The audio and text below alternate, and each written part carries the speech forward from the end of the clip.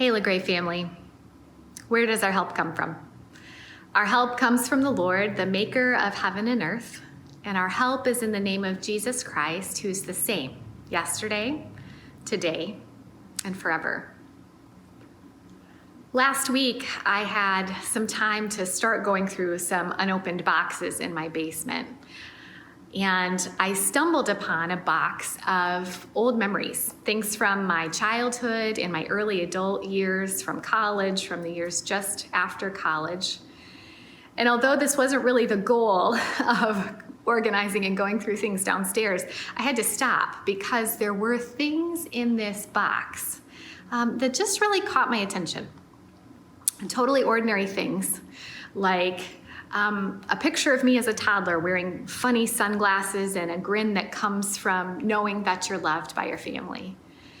There was a picture of our wedding day, my awesome dress and hair that I can only imagine having now. And there was a album from a season of youth ministry. Just after we had gotten married, when Josh and I were working as volunteers with a group of students and leaders in a house to teach kids about Jesus. And I had to stop and look at these things because they were kind of grounding for me in a time that has felt topsy-turvy, inside out. Because these things were signposts, right? So there's that picture of toddlerhood that reminds me that I belonged. I belonged to a family that loved me. There's a picture of our wedding day that reminds me of a grounding commitment in my life.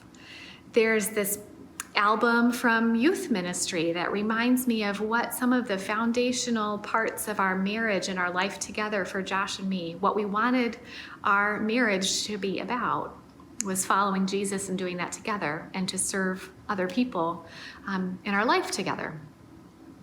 And over all of that, all of those commitments, all of those places to belong, a God who has loved me and who has guided me on the path through good times and hard times.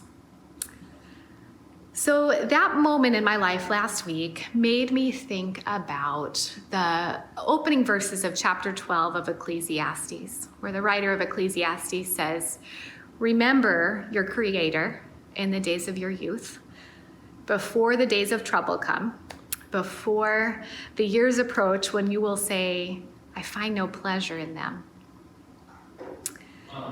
Friends, we're all carrying on through some days of trouble. Some of you are so busy adapting your rhythms of work and your rhythms of life and your practices and habits and routines to new guidelines, to new ways of doing business, to new ways of shepherding children.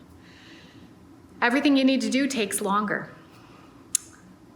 You feel like sheer momentum, sheer adrenaline is carrying you through the next deadline, and you're just so relieved when you've met that. Others of you feel entirely the opposite. You feel isolated and lonely, maybe bored, just eager to have some more human contact in your life. And all of these days are days of trouble in their own ways. So wherever you find yourself, I want to invite you into a prayer practice this week.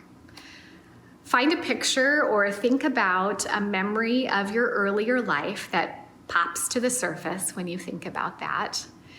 And remember both some of the gifts and some of the challenges of that time in your life.